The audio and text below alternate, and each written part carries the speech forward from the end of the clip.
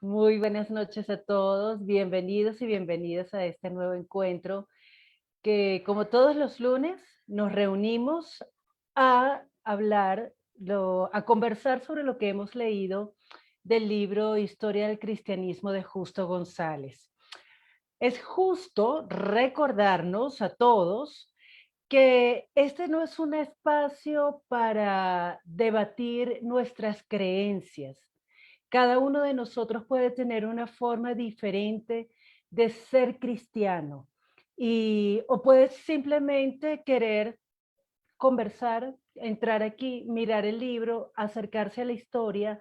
No es necesario ser cristiano, pero lo que sí es necesario en este espacio es respetar las creencias de cada uno, las doctrinas, la forma de vivir su fe.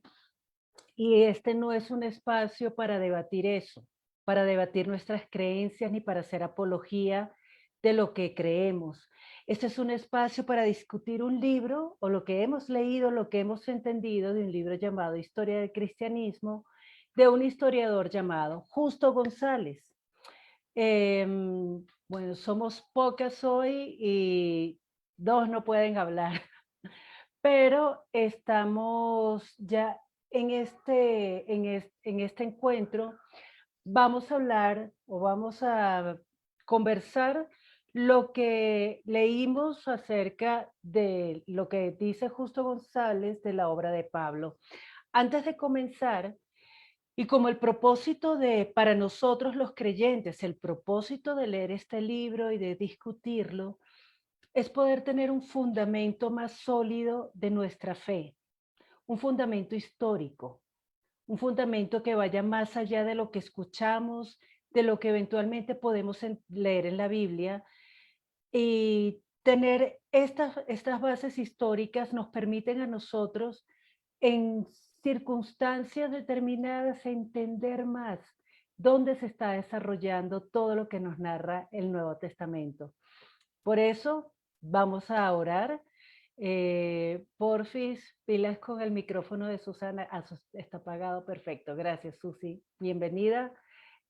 Rosaura, porfis, tú nos puedes hacer una oración cortita para comenzar este tiempo. Ok, perfecto. Gracias. Bueno, Padre Celestial, te damos gracias, Señor, por este momento, Señor, que tú nos permites, Señor, aprender de tu palabra, Señor. Bendice a cada una de las que estamos acá presentes, Señor. Bendice con sabiduría a Priscila, a Adriana, los que nos están dirigiendo, Padre, para que tú tomes el control también en todo lo que se va a hablar esta noche sobre ti, Señor. Que la sabiduría y el entendimiento sea derramado sobre cada uno de nosotros. Te lo pedimos en el nombre de Cristo Jesús. Amén. Amén. Gracias, Rose. Y voy a aprovechar lo que dijiste en la oración para insistir en un punto. No vamos a hablar de Jesús. Este no es un encuentro para hablar, ni siquiera debatir, discutir, profundizar acerca de lo que dice la Escritura. Este es un espacio para hablar de historia, y no de cualquier historia, de la historia del cristianismo.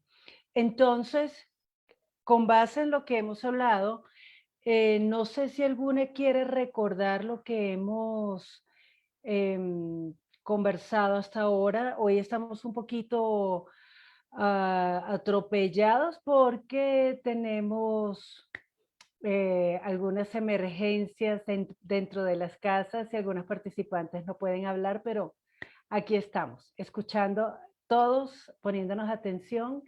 Si alguien quiere comentar algo, porfa, levante la mano o abra el micrófono y de una hable.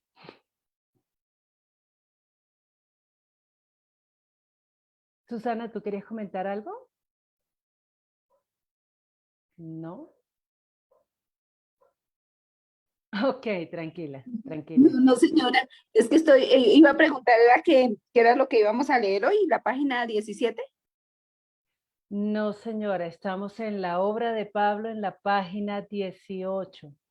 Pero Ay, sí, me recordemos disculpo. un poco, entonces, como no veo ninguna mano levantada, entonces me toca a mí hacer el monólogo de esta noche. Ok, Hemos estado revisando la historia del cristianismo narrada desde la visión del historiador Justo González y hemos encontrado que hay muchos hechos que nosotros ignorábamos o que quizás no sabíamos realmente a qué se estaba refiriendo la escritura cuando hablaba o cuando usaba ciertas palabras. Para nosotros eran absolutamente diferentes en nuestro entendimiento. Una de las palabras más importantes que para nosotros resultó ser muy diferente a lo que pensábamos fue el concepto de gentil. El concepto de gentil en la escritura, en el Nuevo Testamento, no refiere solamente o no hace mención solamente a los no judíos, sino también a los judíos que por una u otra razón se establecieron en tierras aledañas, cercanas a Palestina, y cuando se fueron trasladados por la invasión de Babilonia o por los asirios, se quedaron allí, hicieron su vida allí, se relajaron, la pasaron rico, prosperaron, pero seguían siendo judíos. Y al seguir siendo judíos, ellos iban a Jerusalén a celebrar la Pascua y seguían teniendo sus ritos judíos, pero se dejaron permear por algo de la cultura helénica. Por eso en el Nuevo Testamento vamos, en el libro de Justo González, vamos a ver que él se refiere a la iglesia cristiana judía y a la iglesia cristiana gentil o los griegos. Entonces, ese era un punto bien importante que para nosotros resultó sorpresivo, entender que un gentil no es solamente alguien que ignora por completo la existencia de ese Dios del pueblo de Israel, sino también son nuevamente los judíos de la dispersión que siguen siendo judíos, pero que tienen alguna mezcla con la cultura helénica. Hablamos también del mundo grecorromano y Paola hacía una pregunta muy interesante. ¿Qué significa eso de grecorromano? A veces nosotros lo damos por sentado, pero esa pregunta de Paola nos permitió aterrizar que el mundo grecorromano es un mundo donde el poder estaba en manos de los romanos, pero la cultura era griega. Entonces, eso significa grecorromano, esa mezcla entre poder romano, cultura y cultura griega. Lo último que hablamos la semana pasada fue acerca ya después de la decadencia de la iglesia en Jerusalén, de la iglesia cristiana en Jerusalén, habiendo además entendido que un cristiano no es una persona que tiene una religión nueva. Los primeros cristianos, los apóstoles, los discípulos de Jesús, no consideraban tener una nueva religión. Ellos seguían siendo judíos, mantenían las tradiciones judías, celebraban las fiestas judías, pero comenzaron a incorporar otras tradiciones, a celebrar la Pascua, el partimiento del pan. eh, Cambiaron, según leímos en el libro de Justo González, cambiaron algunos días de ayuno. Si no recuerdo mal, los judíos hacían el ayuno martes y jueves, los cristianos lunes y miércoles, algo así, pero seguían siendo judíos. Para ellos la única diferencia con el resto de los judíos es que la promesa mesiánica se cumplió en Jesús y eso era lo que se celebraba. A partir de allí vimos cómo se empieza a perseguir a la iglesia cristiana dentro de Jerusalén, pero no a toda la iglesia, sino a un grupo, a los que no eran judíos palestinos. Entonces llegamos a este punto en que la obra La misión a los gentiles se va desarrollando no solamente por Pablo, sino también por Pedro y otros personajes. Y ahora sí, llegamos a este punto de la página 18, que es la obra de Pablo. Yo no sé si Rose Susana quieren comentar algo en este punto. Esto está en la página 18, la obra de Pablo.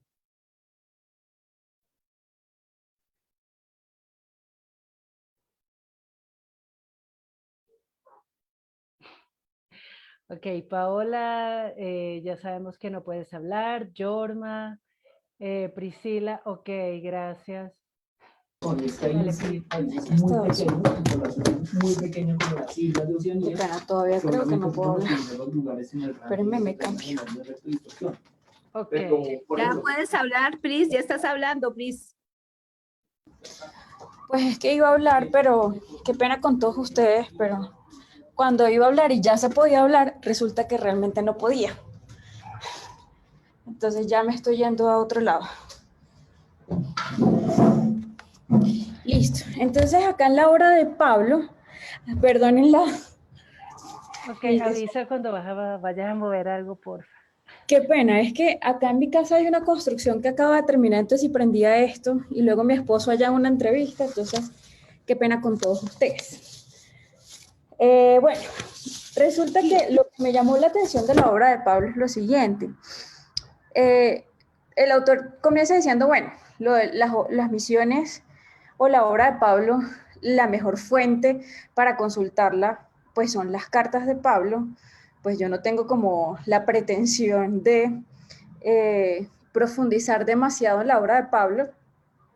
Y eso me pareció chévere y me pareció modesto porque pues si no hay mucho que aportar, aparte de lo que el mismo Pablo dijo, me pareció como chévere del autor que dijera como, bueno, la fuente realmente es lo que él mismo escribió. Pero dice, él concluye no concluye, dice en el párrafo 2, en el párrafo 3, perdón, que Pablo llevó el evangelio a esos lugares.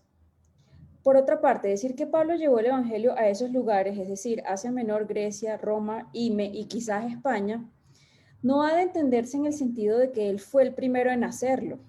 En Roma había una iglesia bastante grande antes de la llegada del apóstol, como lo muestra la epístola a los romanos.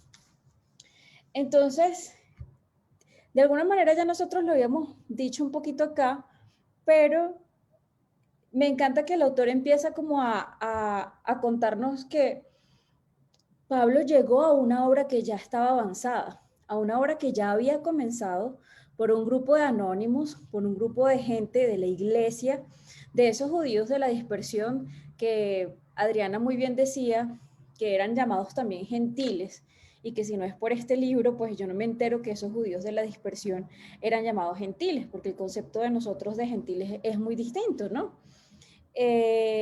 Entonces Pablo llegó a unos territorios en donde ya se conocía de Jesucristo y donde ya había iglesia conformada y donde a él lo recibían como miembro de la iglesia. Entonces, eso me parece chévere porque de alguna manera el autor dice que la importancia de Pablo no radica tanto en que él haya llevado o él haya extendido el mensaje hacia Asia Menor, hacia Grecia, Roma y España, como nosotros pensábamos, sino que su importancia radica en esos escritos, en esas cartas que él nos dejó como apóstol, en donde nosotros ahora podemos conocer qué fue lo que él hizo y cómo estaba el estado de esas iglesias. Y honestamente, cuando yo leo el Nuevo Testamento y cuando leo las cartas de Pablo, es bien tonto porque dice carta a los Corintios, carta a Efesios, carta no sé qué, pero como que yo nunca hice ese match de si les está escribiendo una gente que está allá es porque la iglesia ya había avanzado. Entonces, de alguna manera uno se queda con el paradigma, con la etiqueta de que fue Pablo quien extendió el mensaje a los gentiles y que lo llevó cuando realmente en la misma Biblia estamos constatando que ya había gente haciendo esa obra y ya habían comunidades conformadas que conocían a Jesucristo.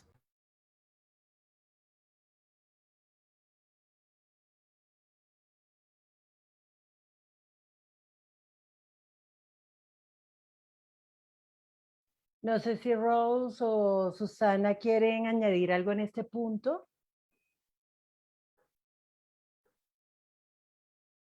Buenas noches, Eli. Qué rico que te conectas.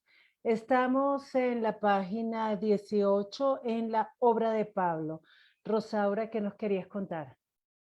¿Qué querías compartir? Cuéntanos. Pues que me llama mucho la atención esta parte donde dice que ellos eran misioneros, ¿no?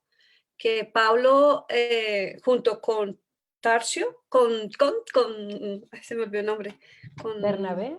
con Saulo. No, Saulo era Pablo Es el antes. mismo Pablo, ¿cierto? Sí, Porque es que señora. ahí parece que estuvieran hablando de dos personajes. Yo sí dije, Saulo debe, por ende debe ser Pablo, ¿no? Cuando se convirtió. Pero ahí habla de que Pablo iba como misionero con Saulo. ¿Son diferentes o es la misma persona?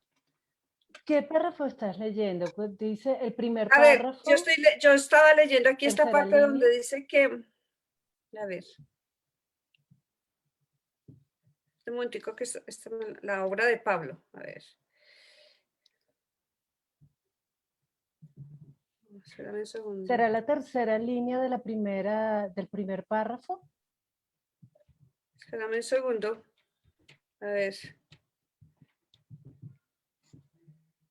Es que como lo tengo aquí en el celular, porque yo no tengo físicamente, no tengo el libro.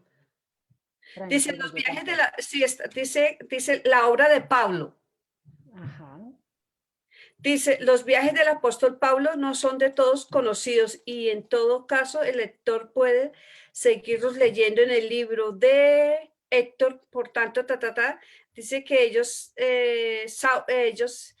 esos viajes, basta señalar que por alguna razón que en un año y todos los cristianos recibieron ese nombre por primera vez. Ay, no. Dice, Tranquila, si quieres te ayudo voy a a leer, buscar que aquí a está más grande. Saulo. No, ya entendí, es Bernabé el que va a buscar a Saulo. Sí, señora. Perdón, tenía una confusión ahí. Sí.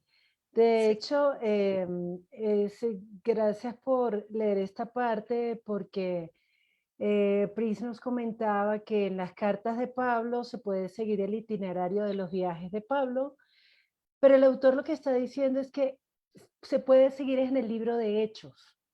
Entonces, es bien importante entender la estructura que del libro de los Hechos se ramifican muchas de las cartas de Pablo. El libro de los Hechos nos da un abreboca de toda de la obra de Pablo.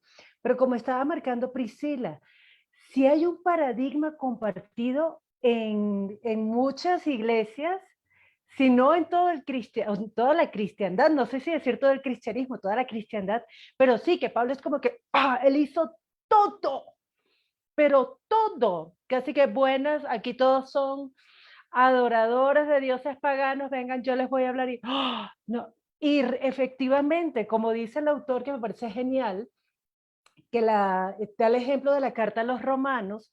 Si uno lee la carta a los romanos, el capítulo 16 es completito una lista de gente que ya estaba haciendo la obra.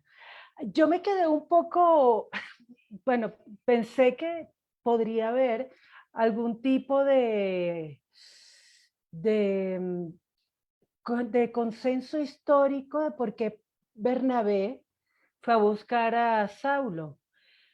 Y aquí les voy a contar el chiste, la nota de humor de la noche. Y es que yo me puse a buscar en Google por qué Bernabé, entonces lo primero que me sale, le pegó a Muchilanga. O sea, no sale, yo estaba tratando de buscar por qué Bernabé fue a buscar a Saulo a Tarso, pero lo primero que sale es por qué Bernabé le pegó a Muchilanga. Aporta muchísimo a la discusión. Pero no logré encontrar algo, alguna fuente importante, seria, que me diera una idea de por qué Bernabé buscó a Saulo. Eh, yo creo que debe haber algún tipo de consenso entre los historiadores o de los estudiosos. ¿Por qué ocurrió ese hecho? No lo encontré, pero efectivamente Bernabé tuvo una importancia capital en lo poco que leí de Bernabé. De hecho, me enteré que a Bernabé lo llaman apóstol. Yo les voy a, no es por chicanear, pero yo me he leído el Nuevo Testamento más de 20 veces. No he llegado a la 21. y nunca, nunca me había dado cuenta que a Bernabé lo llaman apóstol. Hoy fue la primera vez en mi vida que yo leí en Hechos 14. No sé si Elizabeth me puede ayudar leyendo Hechos 14 y Hechos 14, versículo 14.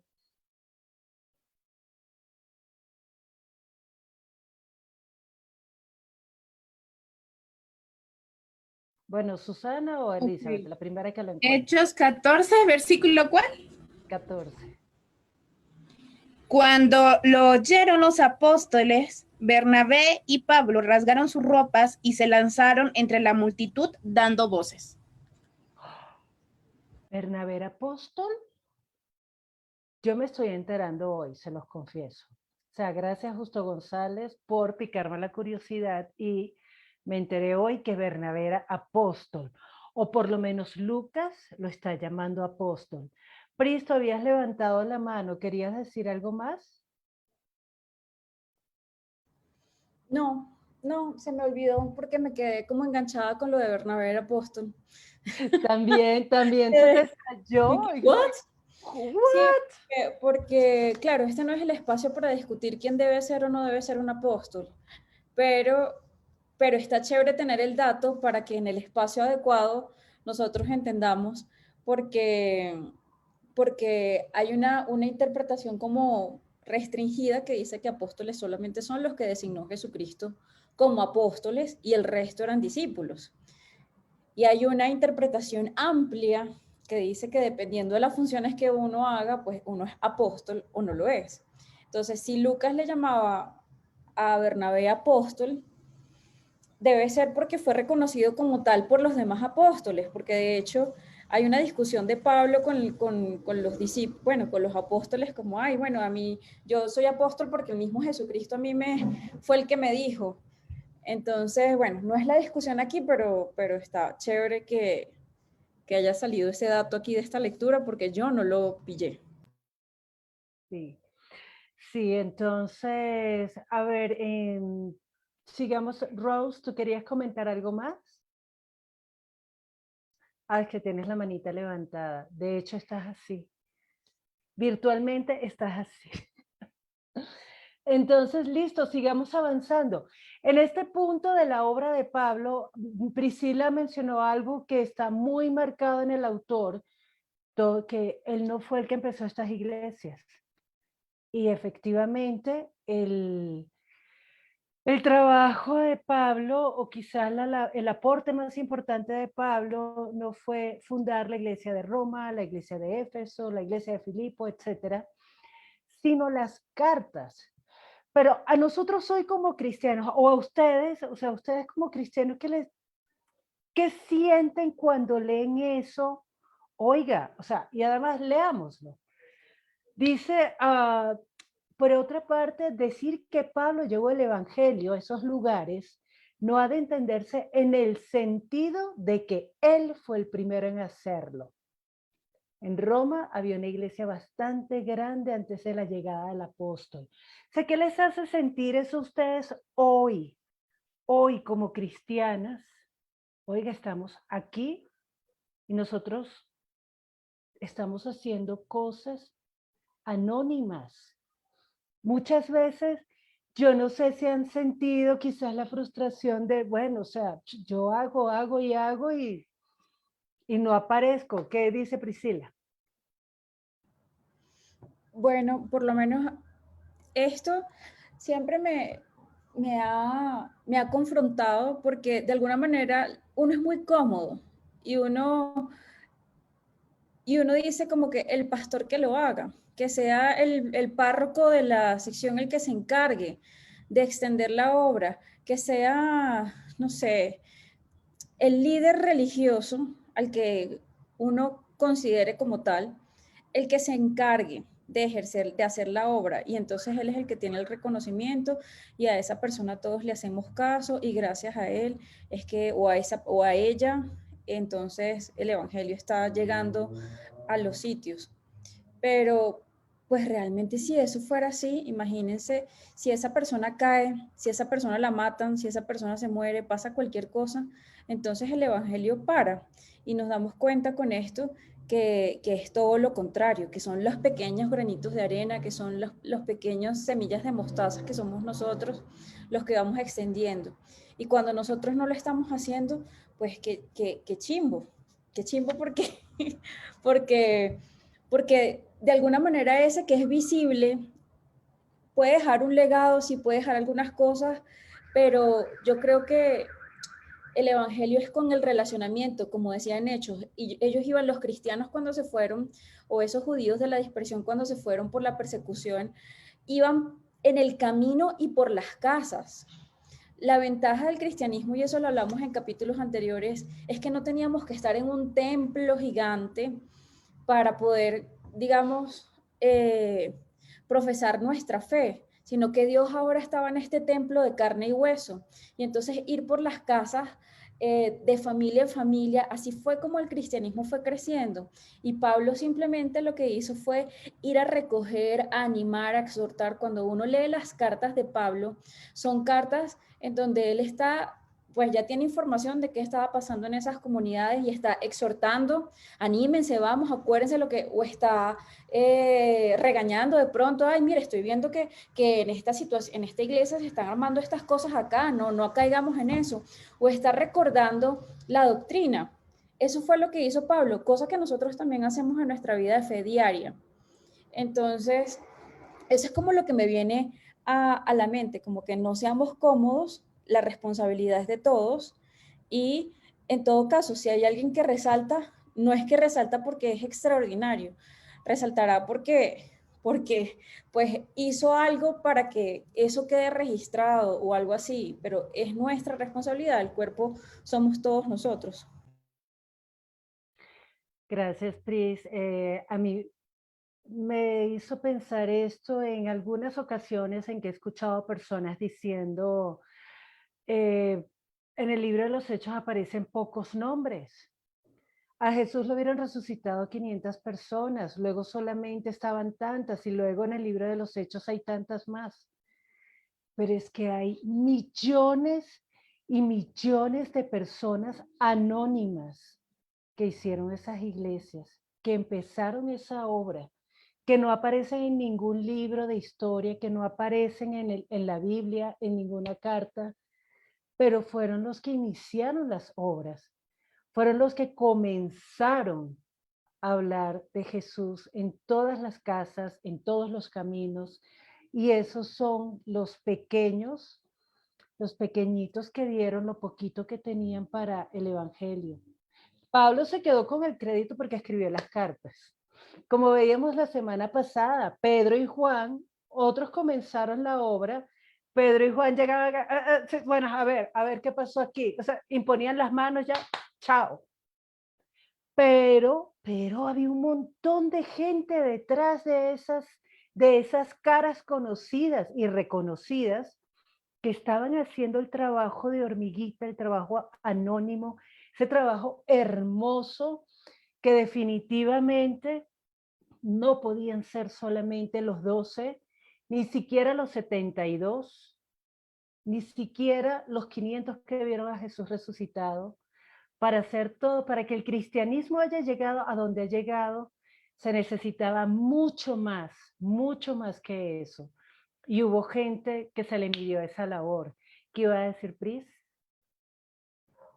Sí, y eso que tú estás diciendo además me hace pensar en la validez de estas cartas y en la validez de los evangelios, porque si había tanta gente, tantas comunidades que fueron testigos de la obra de Jesucristo y fueron testigos también de lo que le pasó a los apóstoles y de cómo ellos dieron su vida, entonces esas teorías que hay de por ahí, de que todo esto fue un complot, de que Jesucristo no murió y no resucitó, de que esto era un movimiento político, de que no sé qué, pues realmente para mí es como ya la comunidad cristiana era, sí, la comunidad cristiana era demasiado grande, habían demasiados ojos, demasiados oídos, dispersos por muchos sitios también, como para que estas cartas no se consideren, o estos documentos no se consideren documentos de fiabilidad histórica.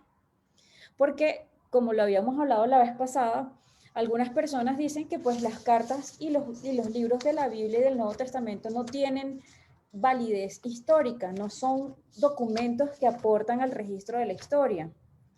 Pero si vemos otros libros diferentes, no sé, otras historias, otras biografías, con menos testimonios, y sí son documentos históricos, entonces uno dice, bueno, ¿cómo esto no va a ser un documento histórico? Esa era como la opinión que me generó ahorita esto. Gracias, Pris. Y sí es importante porque algunas personas consideran que los escritos del Nuevo Testamento son apología. Por lo tanto, cuando vas a hacer una apología, ya no tiene tanta validez, ni siquiera historiográfica, para considerarlos como una fuente decente para estudiar un hecho que se supone que ocurrió. Sin embargo, el libro de los Hechos y Lucas como historiador, les voy pasando ese dato, aunque no le dice Justo González que me estoy saliendo, hay muchos historiadores no cristianos que han usado a Lucas como un referente histórico. Entonces, creo que el tipo está haciendo bien su trabajo. Hay algo que a mí me encantó y ese es el último párrafo de la página 18. Susanita, no sé si quieres leerlo. El párrafo que comienza diciendo, en cuanto a la labor misionera en sí, ¿lo tienes? Sí, señora. Súper. En cuanto a la labor misionera en sí, esta fue llevada a cabo por algunas personas cuyos nombres conocemos, Pablo, Bernabé, Marcos, etcétera, pero también por centenares de cristianos anónimos que iban de un lugar a otro llevando su fe y testimonio. Algunos de estos viajaban como misioneros por razón de su fe, probablemente por muchos u otros eran personas sencillamente tenían que ir de un lugar a otro y que en esos viajes iban esparciendo la semilla del evangelio. Gracias. ¿Sí, sigo o hasta ahí? No está ahí, pero cuéntanos qué te hace, o sea, esto es un hecho histórico. Sí, Ya esto señora. no es un acto de fe, esto es historia. Para ti eso como cristiana, no sé, qué te hace sentir? Pues eso me hace sentir que nosotros también tenemos que hacer lo mismo que hicieron los apóstoles, ir sembrando a donde nosotros vayamos, ¿sí? Ir dejando como la semillita, la huellita del granito de la palabra, ¿sí? Porque pues a veces, como dice la palabra, unos siembran y otros recogen. Acá estamos viendo eso, que unos sembraron y los otros recogieron. Entonces, para mí eso me dice eso. Lo entiendo así. Gracias, Susana, ¿no? Y eso es bien importante, porque definitivamente aquí no había nadie que estaba peleando como que, oiga, pero esa obra la empecé yo, esa obra la hice yo. Por lo menos no parece que haya sido así. No sé si en este punto, en la obra de Pablo, haya algo que les parezca que valga la pena resaltar, algo adicional. No sé si Paola, Jorma, sé que no pueden hablar, pero si quieren comentar algo por escrito, válido. ¿Qué iba a decir Pris? Sí, en este punto, al final, pues es como la repetidera de la repetidera, pero me parece chévere resaltarlo igual, que Pablo, cuando él llegaba a una ciudad, en una de las misiones que viajaba, perdón, cuando él llegaba a una nueva ciudad, él se dirigía primero a la sinagoga, o sea, él estaba hablándole todo el tiempo a la comunidad judía y a la comunidad judía en otros sitios. Entonces me parece chévere resaltarlo, aunque ya lo hemos dicho varias veces. Y el autor complementa diciendo, esto sirve para subrayar lo que hemos dicho anteriormente. Pablo no se creía portador de una nueva religión, sino del cumplimiento de las promesas hechas a Israel. Su mensaje no era que Israel había quedado desamparado, sino que ahora, en virtud de la resurrección de Jesús, dos cosas habían sucedido. La nueva era del Mesías había comenzado y la entrada al pueblo de Israel había quedado franca para los gentiles. Esa última parte, y la entrada al pueblo de Israel había quedado franca para los gentiles, me llama la atención.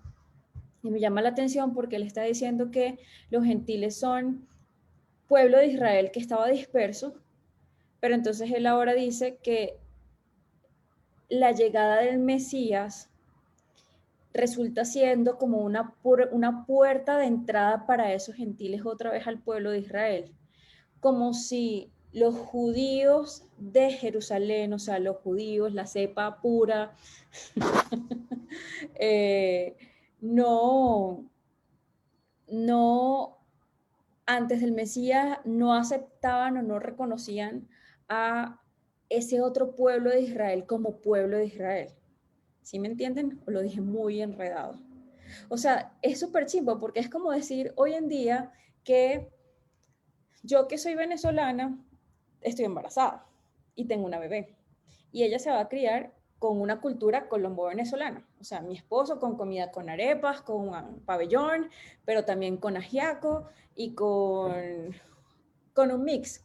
Entonces, esa bebé, como yo la estoy teniendo en otro lado, pues es como si dijéramos que los venezolanos que se quedaron dentro de Venezuela no la van a reconocer a ella ni siquiera como venezolana. Algo así es como lo que yo le estoy entendiendo, o no la reconocían a ella como venezolano, algo así es lo que le estoy entendiendo el autor de lo que sucedía con el pueblo de Israel y el pueblo judío. Entonces imagínense el desprecio que el pueblo de Israel sentía por aquellos que eran en teoría los verdaderos hijos, el verdadero pueblo de Israel, pero ese rechazo y ese resentimiento, pero al mismo tiempo mantenerse fiel al Dios de Abraham, de Isaac y de Jacob.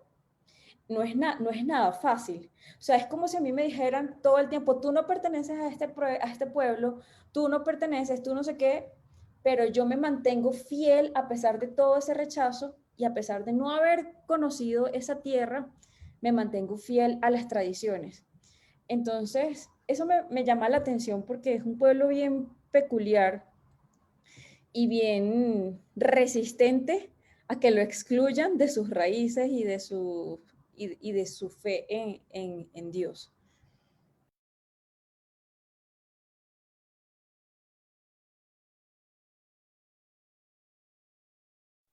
Espero que me escuchen bien. Hay un punto que vale la pena aclarar. Gentiles no solamente son los judíos que se quedaron de la dispersión. Ya lo vimos cuando entre esos gentiles se incluye Cornelio, aquel a quien Pedro le predicó, aquel a quien Pedro fue a su casa, le llevó el evangelio. Para esos también se abre puerta franca con la llegada del Mesías. Gentil no solamente es ese pueblo que eventualmente permitió que la cultura griega lo permeara, sino también son todos aquellos que no tenían nada que ver con el pueblo de Israel. Entonces, cuando el autor hace esta afirmación que en virtud de la resurrección de Jesús, la entrada al pueblo de Israel había quedado franca para los gentiles. Fíjate que no está diciendo los judíos, sino el pueblo de Israel. Entonces son también las 10 tribus del norte, que ahora también tenían entrada franca, porque la promesa también había sido para ellos. La promesa no empezó con la división del, de las 12 tribus, sino la promesa es muy, muy, muy anterior, es con Abraham. Pero aunque ellos se quedaban con la idea de que era para nosotros y para más nadie, pues aquí entraban todos, gentiles, judíos, no judíos, creyeran o no en el Dios de Israel, pues ahora había una promesa que se había cumplido y la promesa mesiánica Yo creo que para mí lo más bonito aquí es que la nueva era del Mesías había comenzado. O sea que ya el cumplimiento de la palabra se había dado en Jesús y esa palabra cumplida desde Abraham. En ti serán benditas todas las naciones de la tierra. Son todas. Entonces, para mí es a eso que se refiere el Justo González. Quizás estoy teniendo una idea equivocada, pero me parece, déjenme ver si logro bajar esto que tengo ya dolor de cabeza. ¿Qué quería decir Priscila? No, sí, eso que estás diciendo tú y lo que estoy diciendo yo, o sea, las dos interpretaciones, porque cuando él habla de gentiles está todo, está ese pueblo disperso y ese pueblo, ya, las naciones del mundo. A mí me llama la atención es el primer caso, no las naciones del mundo, porque si tú no conoces al Dios de Abraham, Isaac, de Jacob, y no han tenido un rechazo específico contra ti, lo empiezas a conocer y todo bien chévere. Pero en este caso, el primer ejemplo, que es el pueblo de Israel disperso, que era sistemáticamente rechazado y que estábamos viendo también perseguido por haber creído en Jesucristo, pues qué difícil. O sea, qué difícil para ellos haberse mantenido en una religión o en un sistema en donde todo el tiempo te están haciendo casi que detestar a tu prójimo. No sé cómo explicártelo. O sea, todo el tiempo te están excluyendo y te están persiguiendo y te están rechazando y tú quieres pertenecer, pero esos a quienes quieres pertenecer te rechazan y te odian, pero aún así se mantienen fieles a Dios.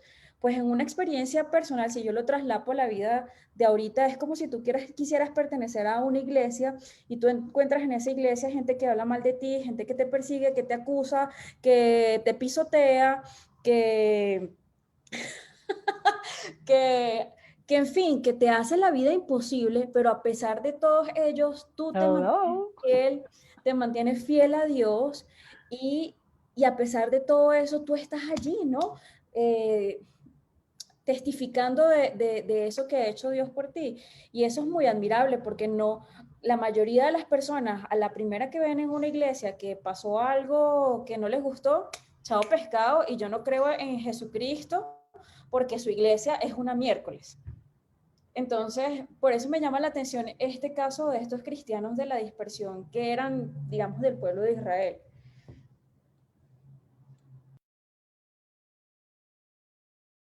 Ok, me parece bien interesante este punto de aterrizar esa historia a nuestra cotidianidad actual, siglo XXI, cuando muchas de esas cosas también quizás nos están pasando a nosotros.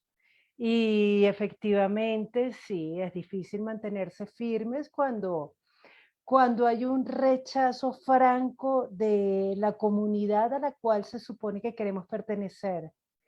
Pero también la llegada del Mesías definitivamente fue la llegada de Jesús, el cumplimiento de la palabra, fue lo que todo el pueblo estaba esperando, lo que toda la promesa mesiánica ya cumplida. Y cómo los gentiles y no gentiles de la iglesia tienen el valor de ir y predicar ese evangelio sin distingo de persona, sin acepción de personas, era para todo el mundo. El haber entendido la iglesia cristiana o esta primera comunidad cristiana que era para todos, yo me los imagino maravillándose de que los gentiles, no solamente los judíos de la dispersión, sino gentiles, una familia romana recibiendo el bautismo del Espíritu Santo. Eso tiene que haber sido algo asombroso, porque estamos viendo personas que no estuvieron con Jesús, no pertenecían al pueblo de Dios, no pertenecían a la casta pura de Israel, sino eran unas personas que tenían un solo elemento en común con ellos. Amaban a Dios, querían conocerlo. Y creo que eso es algo absolutamente plausible y hermoso de la iglesia primitiva. Entender cuál era su misión, entender que realmente Dios es para todos, no para un grupito. Y todos ellos, con los defectos y las virtudes que hayan podido tener, se le midieron a esa tarea y la hicieron. Y aquí estamos nosotros hoy, América Latina presente, y nosotros estamos recibiendo y dando de lo que ellos hicieron, de aquello de lo cual fueron testigos. Ya son las 7:55 de la noche, ya se nos está acabando el tiempo de esta sesión. No sé si alguien tiene algún comentario adicional, porque ya para la próxima semana nos metemos en el plano especulativo, pero histórico. Especulativo, pero histórico. Y es Hechos y Leyendas de los Apóstoles. Y esto es un punto bien interesante porque muchas veces, yo no sé si les ha pasado, yo he cometido ese error. He hablado de lo que le pasó a los apóstoles como si eso fuera la verdad. Punto. Esto le pasó a este muchacho. Usted lo hubiera visto, como si yo hubiera estado allí. Y resulta que prácticamente no se sabe nada de cómo murieron y qué les pasó. Entonces, yo les invito a todas y a todos los que nos están viendo en este momento, en esta transmisión en vivo por Facebook Live, lean este capítulo, participen, anímense a escribir si no quieren entrar en Zoom, anímense a comentar, pero sobre el libro, ¿vale? Ese es el compromiso. Nuestra discusión aquí es sobre este libro. Entonces, si nadie más quiere decir algo, ¿nadie? Bueno, entonces yo le voy a pedir el favor a Elizabeth que nos haga una oración cortita para despedir este tiempo. Porfis, porfis, porfis. Gracias, Padre, por esta tarde, Señor. Te alabamos y te bendecimos. Gracias, Señor, por mostrarnos un poco más de la vida de Pablo, Señor. Gracias, Señor, por darnos esa reflexión, Padre, que debemos permanecer en ti a pesar de la dificultad, a pesar del rechazo y a pesar de todo, Señor. Nuestra mirada debe estar fija a los cielos y no hacia los lados. Padre Santo, te damos gracias por estas sesiones, por esta tertulia, Padre Santo, y que seas tú, Señor, trayendo con lazos de amor a aquellos que faltan, que seas multiplicando y que nos estés dando sabiduría y conocimiento, Señor, para poder entender un poco más de tu palabra y un poco más de ti. Pero más que oidores, Señor, podamos ser hacedores de lo que tú nos demandas. Ayúdanos, Señor, ayúdanos a estar cada vez más cerca de ti y volver a ese primer amor como la primera vez, como cuando te conocimos, Señor, con ese deseo y ese anhelo de palparte y de buscarte, Señor, y poder encontrarte. En el nombre de ti, Hijo amado Jesús, amén y amén.